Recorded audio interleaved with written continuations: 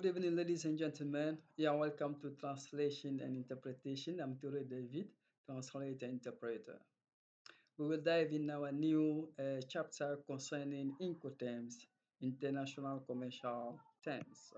Before explaining the new terms today, let me remind you that we have stated in the previous video the pre-carriage and the main carriage. So we have to differentiate what is any mode of transport and the sea inland waterway transport. We have to make the difference between inland waterway transport or sea and also any mode of transportation, maybe by road, terrestrial, or on rail, or by air.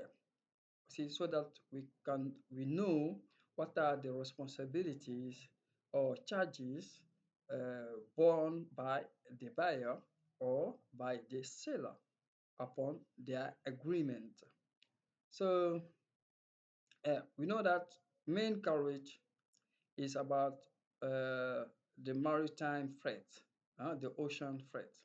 The pre-carriage is before the export port, like the carriage of the goods from the seller's place or different location to the port. That is the pre-carriage. So our new terms today, first one is what? Is X works or X warehouse or X factory. So in this term, the seller is responsible of delivering goods to the warehouse. That is the agreed upon place uh, between the buyer and the seller. The seller has the obligation to deliver goods at the warehouse. From then on, the risk is no more borne by the seller. It's up to the buyer to go and collect his goods from the warehouse. From then on, is responsible and liable for any risk or damage. So the seller and the buyer are not obliged to have an insurance policy together, but it is recommended to have an insurance coverage is important. The second one, we have free carriage. Okay, let me come back. For X works or X factory, for X factory, the goods are made available already at the factory level, at the factory place or site. It's up to the buyer to come and collect the goods from the factory to the end destination. So from the factory, the buyer is responsible for all the charges, the costs, unwares, and the freight, all the way up to the final destination. That is X factory, huh? From the factory. X warehouse or X works is from the seller's or warehouse, from the seller's place or warehouse. That is the location given by the seller to the buyer to come and collect his goods. So the second one is free carriage. Free carriage means what? No, free carrier. The second one is free carrier. Free carrier means that the seller has the responsibility of delivering goods to the carrier. Huh? And the place of the seller has been given to the buyer. Like, I mean, the address, the buyer knows where to go and collect his goods, and the seller is ready, have made the goods packaged, available to the carrier. Once the goods are in the carrier, the seller is no more responsible, but is in charge of loading the goods at his place. In Incoterm 2020, we have two different locations. We have the seller location and different location given by the buyer. If it is the seller location, he has to load the goods.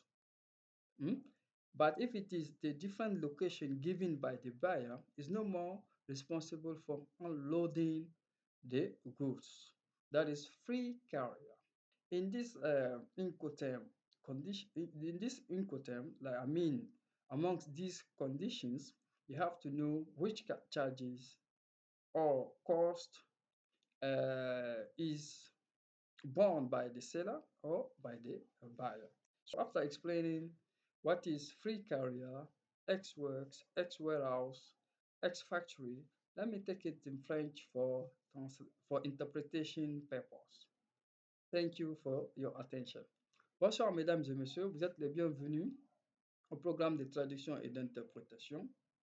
Je suis Touré David, traducteur-interprète. Donc, comme vous l'avez vu, on a commencé notre nouveau chapitre concernant Incoterm, hein, les conditions internationales commerciales. Aujourd'hui, on va voir deux termes. Bon, le premier terme, la première condition, c'est X factory, qui est prix à l'usine, ou X warehouse, à un magasin ou dans l'entrepôt, c'est-à-dire au port, il y a des entrepôts là-bas où on dépose les marchandises ou les biens. Donc, si c'est l'entrepôt du port, on dit ex-warehouse. Si c'est à l'usine, on dit à l'usine. Bon, en anglais, on dit ex-factory. Maintenant, warehouse, ça peut être un magasin. Ce n'est pas forcé que ce soit dans un entrepôt, ça peut être un magasin. En tout cas, un lieu où le vendeur donnera l'adresse, à l'acheteur pour venir récupérer ses marchandises, ses biens. Maintenant, dans ce cas, la responsabilité est limitée au moment où l'acheteur est venu récupérer ses marchandises. Mais dans tout ça, il y a des frais aussi de chargement ou de déchargement qui sont impliqués dans ce processus de port de marchandises. Si ça a été inclus dans la facture et que ça a été payé par l'acheteur peut donner l'instruction au transporteur de présenter la preuve des frais de chargement assurés au vendeur ou au fournisseur. Là, c'est à lui maintenant de procéder au chargement. Donc, au chargement ou bien au déchargement, dépendant de ce qu'ils ont signé comme accord. Parce qu'il y a les frais de chargement ou de déchargement qui sont aussi importants quant à la quantité considérable de ces marchandises. Les frais de chargement ou de déchargement seront réellement de taille. Donc, il faut voir les grandes entreprises qui font des commandes de marchandises. Vous comprendrez comment c'est difficile de procéder à ce genre de chargement ou de déchargement. Ça coûte aussi cher. Ces frais-là sont impliqués. Maintenant, si c'est dans différentes zones, par exemple, bon, ok, maintenant, après warehouse, on va attaquer le deuxième point qu'on appelle free carrier, qu'on appelle franco-transporteur.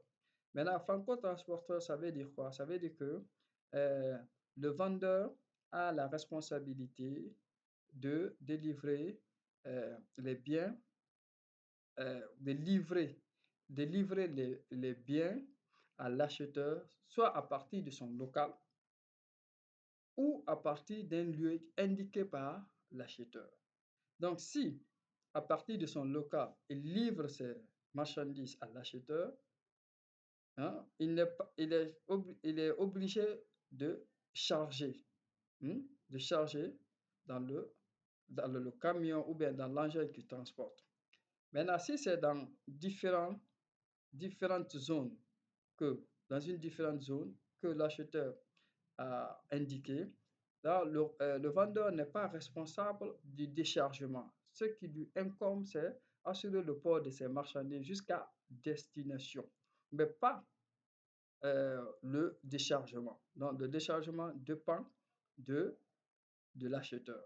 Si l'acheteur a assuré aussi les frais de déchargement, il doit donner la preuve du règlement des frais de déchargement au transporteur qui doit présenter ça au vendeur pour qu'il puisse décharger les marchandises à destination de l'endroit indiqué par l'acheteur.